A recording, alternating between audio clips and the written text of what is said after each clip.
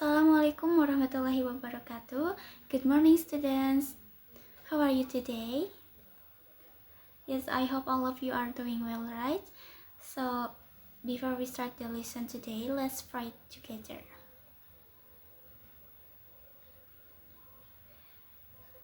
So, today we are going to learn about recontext. But before that, let me ask you some question. Di sini kalian pernah mengalami pengalaman yang nggak pernah terlupakan nggak? Ya pasti masing-masing dari kalian adalah ya pengalaman atau misalnya kegiatan yang nggak pernah kalian bisa lupain tuh. Biasanya kalian itu diceritain ulang ke teman-teman kah atau misalnya ditulis di buku diary kah? Oke, jadi ada yang ditulis, ada yang diceritain langsung ya. Untuk yang ditulis, nah dari jawaban kalian yang ditulis itu, semuanya itu menceritakan tentang pengalaman yang sudah terjadi di masa lalu kan, pengalaman yang nggak bisa dilupain atau misalnya yang benar-benar kalian nggak bisa lupakan gitu. Jadi hari ini kita akan belajar bagaimana cara kita menceritakan pengalaman masa lalu tersebut dalam bentuk recontext. Jadi untuk yang biasanya menulis di buku diary itu kalian bisa memperbaiki tulisan kalian itu setelah mempelajari tentang recontext ini. Tapi sebelum kita menjelaskan lebih dalam tentang recontext itu sendiri, let's recall our previous lessons. So, who remember our previous lesson? So, yes, our previous lesson is about simple past tense. Jadi di simple past tense itu apa sih? Ya, simple past tense itu tentang verb yang menceritakan masa lampau kan? Jadi misalnya verb satunya itu write, terus verb duanya jadi wrote, yang kayak gitulah ya. Terus Miss di sini ada sedikit pertanyaan nih. Look at these two sentences. Bentar ya. So the first sentence is I go to the beach yesterday. The second sentence is I went to the beach yesterday. So which one is correct? Menurut kalian kalimat yang mana sih yang benar? Yang menggunakan simple past tense itu? Ya betul, very good. Jadi jawabannya yang kedua, yang I went to the beach yesterday. Yes, excellent. Kenapa pakai when, gak pakai go? Jadi simpelnya itu karena kita berbicara tentang kejadian yang sudah terjadi di masa lalu, sehingga menggunakan simple past tense. Yesterday itu artinya kan kemarin, berarti kemarin itu masa lalu. Begitu. Sekarang kita lanjut ke materi intinya ya, tentang recontext. So the definition of recontext is a text that telling the reader about one story, action, or activity in the past. Jadi recontext itu apa sih? Recontext itu teks yang menceritakan kembali pengalaman atau kejadian yang terjadi di masa lalu. Bisa tentang cerita pribadi atau cerita orang lain, dan bisa juga tentang cerita-cerita yang ada di masa lampau. So the function, what is the function? Tujuannya apa sih recontext itu? Recontext, the function of recontext is to retell events for the purpose of informing or entertaining the readers. Jadi tujuannya itu untuk memberikan informasi atau menghibur para pembaca. Bisa jadi seperti itu. Kita masuk ke structure ya. Di bagian structure, recontext itu terdiri dari 3. Apa aja? Ada orientation, events, and reorientation. Kita masuk ke yang pertama, orientation atau orientasi. Orientation is an introduction that contains the backdrop of an accident, such as who was involved and when and where the accident occurred. Jadi di orientasi itu berisi siapa aja yang terlibat dalam cerita tersebut, kapan kejadian tersebut gitu lah, atau di mana kejadian tersebut terjadi gitu. Misalnya ya, ada nih, liburan semester lalu aku dan keluarga pergi ke pantai Pangandaran. Kami berangkat pada pagi hari dan tiba di pantai sekitar jam 10 pagi. Nah, dari contoh ini kita bisa tahu kan siapa aja yang terlibat dalam cerita tersebut. Ada aku dan keluarga. Keluarga bisa ayah, ibu, adik, atau kakak. Dan itu bisa untuk kapan kejadian tersebut itu diceritakan tuh, liburan semester lalu. Dan di mana sih kejadian tersebut? Di pantai Pangandaran, seperti itu. Untuk struktur yang kedua ada events. So, what is events? Event is a serial of sequential events experienced by the author. By the si penulisnya itu. Jadi, events itu berisi rangkaian kejadian yang diceritakan secara berurutan. Misalnya nih, dari lanjutan yang tadi, pertama kami berjalan di sepanjang pantai. Kemudian kami bermain air dan mengambil banyak foto. Setelah itu, kami makan siang bersama di sebuah warung dekat pantai. Sore harinya kami menikmati pemandangan matahari terbenam yang sangat indah. Jadi di events ini menceritakan sebuah kejadian itu secara secara berurutan. Biasanya menggunakan kata seperti kemudian, setelah itu, akhirnya, terus di sore harinya, di malam harinya. Di sini ada kemudian bla bla bla, lalu bla bla bla, setelah itu bla bla bla, seperti itu. Itu disebut events atau struktur dari rekonteks seintinya. Lalu yang terakhir itu ada reorientation. Is the conclusion contains the author's impression of the event experience. Jadi di reorientation itu berisi kesimpulan atau perasaan penulis terhadap kejadian tersebut. Contohnya ya, dari sambungan yang tadi, misalnya, saya merasa sangat senang karena dapat menghabiskan waktu bersama keluarga. Liburan itu menjadi salah satu pengalaman yang tidak saya akan lupakan. Jadi seperti itu. Di orientation itu seperti menceritakan atau memberikan kesan terhadap apa yang telah terjadi, apa yang diceritakan di sebelumnya itu, dan di konteks sebelumnya atau pengalaman sebelumnya. Now look at this example. There is example. You can read and identify the orientation, series of event and reorientations. Ada yang ditanyakan dari materi tadi tentang rekonteks? Kita recall ulang ya. Jadi rekonteks itu apa sih? Siapa yang bisa jawab? Ya betul, jadi rekonteks itu teks yang menceritakan kembali pengalaman atau kejadian yang terjadi di masa lalu. Tujuannya itu untuk memberikan informasi atau menghibur para pembaca. Siapa yang tahu struktur dari rekonteks ada apa aja?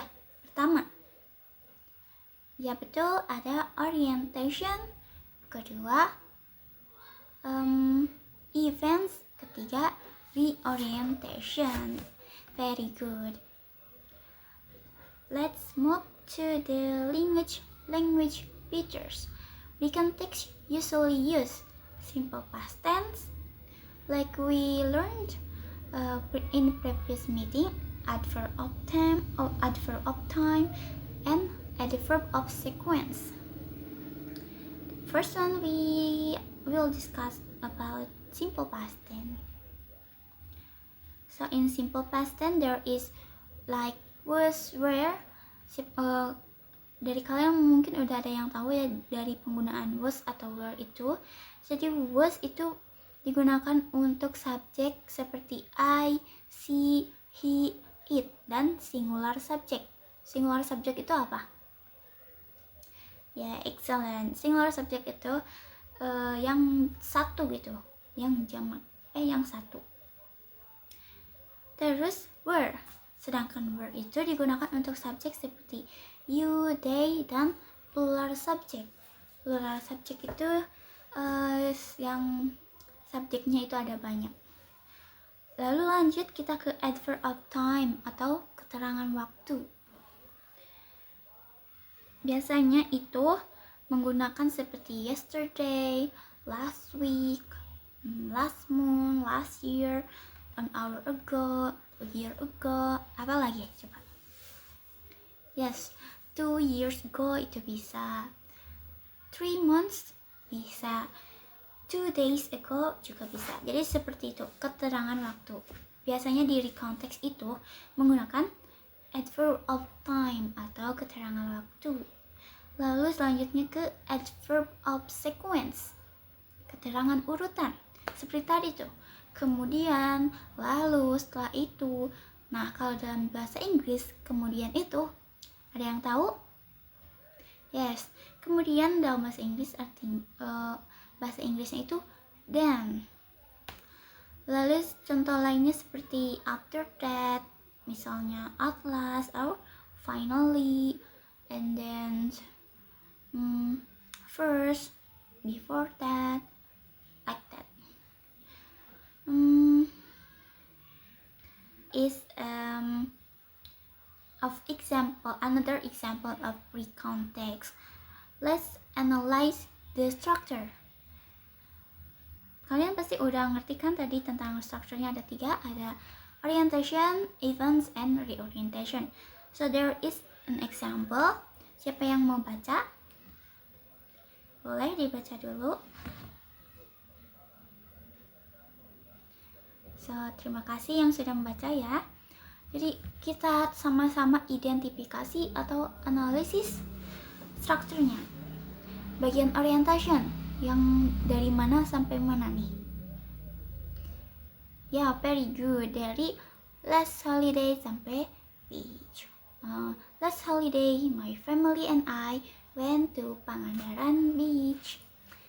Nah, di orientation itu tadi kan ada menjelaskan tentang siapa yang ikut siapa yang terlibat gitu kan, di mana dan kapan. Di sini ada penjelasannya kan, ada last holiday itu kapan sih kejadian itu? Last holiday, siapa yang terlibat? My family and I. Di mana kejadian itu? Ada Pangandaran Beach. Bagian events, dari mana sampai mana? Dari first sampai before going home. So first we left home at 6 a.m. and arrived at the beach at 10 a.m. Then we played in the water and took many pictures. After that we had lunch together near the beach. Finally we watched the sunset before going home. So di events ini kalian bisa lihat ada adverb of sequence. Apa aja tuh? Ada first, and then, and after that, finally. Biasanya adverb of sequence itu digunakan di bagian eventsnya. Nah, untuk reorientation nih, dari mana sampai mana? Yes, very good. It was a wonderful experience. I felt very happy and enjoyed the trip. Nah, bagian itu adalah bagian reorientation because the author tell what they felt. It was wonderful experience. It was what they felt. I felt very happy. So I see very happy and enjoy the trip. Nah, dari contoh tadi, can you find some past verb? Si past verb, do you know guys? Yes, like verb to. There is siapa yang mau mengidentifikasi past verb dari contoh tersebut? Oke, ada. Yang pertama itu dari kata I went. Berarti went ya. Verb satu dari went itu apa? Betul, very good. Verb satu dari when itu adalah good. Selanjutnya ada apa lagi tuh? Ada left, betul. Apa lagi? The arrive, excellent. And then apa lagi? Played, betul. And the last is watch. Ya, very good. So now it's your turn. Sekarang giliran kalian nih untuk mencoba menulis recount teks kalian tentang pengalaman yang gak bisa kalian lupakan, atau pengalaman yang lucu, pengalaman yang kalian mau sampaikan ke teman tapi lewat tulisan recount text. I have shared a Padlet link in the chat box. You can please write a short recount text based on your personal experience. Jadi silakan tulis sebuah recount text sesuai pengalaman pribadi kalian ya. Nah, dari recount text itu kalian harus ada orientation, events, dan reorientation. Dan juga at least ada 5 past verb. Past verb tadi kalian ingat kan? Dan at least ada 2 adverbs of time. Jangan lupa memenuhi seluruh kriteria tersebut agar penilaiannya bisa maksimal, oke? Miss kasih waktu sekitar 10 menit untuk kalian buat cerita recount text kalian berdasarkan pengalaman pribadi kalian ya. Nanti cerita tersebut upload ke Padlet. Ada link Padletnya sudah Miss bagikan di chat box. Tolong 10 menit bisa dimulai dari sekarang. Okay, that's all about our material today about recount text. So, but before we end today's lessons, let's reflect together what we have learned. So, what is recount text, guys? Yes, just like that. Very good. And how many structures does it have? 3. Yes, there is orientation, events, and reorientation. What tense is commonly used in recount text? Very good. It is simple, past tense, or past verb. And then today we learned that recount text is a text used to retell past experience. So today we learned that recount text is a text used to retell past experiences. It consists of orientation, events, and reorientations, and usually use simple past tense. And for your homework, before I forget, please identify the structure of the recount text that you have written today. So, silakan identifikasi kembali teks yang sudah kalian buat itu yang di Padlet itu. Label the orientation, label the events, the orientation. Jadi identifikasi orientation dari teks yang kalian buat itu apa, eventsnya apa, orientationnya itu yang mana. Nah, tambahannya lagi, underline all past verb. Jadi garis bawahi past verb apa aja yang kalian gunakan di teks yang telah kalian buat itu. Tadi ingat kan? Ada minimal 5 past verb yang kalian pakai. Lalu circle all adverbs of time. Jadi lingkari semua adverb of times atau keterangan waktu yang kalian gunakan itu. Tadi ada minimalnya 2 adverb of times. Tugas ini itu bisa akan membantu kalian untuk memahami struktur dan unsur kebahasaan di konteks dengan lebih baik. So thank you for your participation. See you in the next meetings. Wassalamualaikum warahmatullahi wabarakatuh.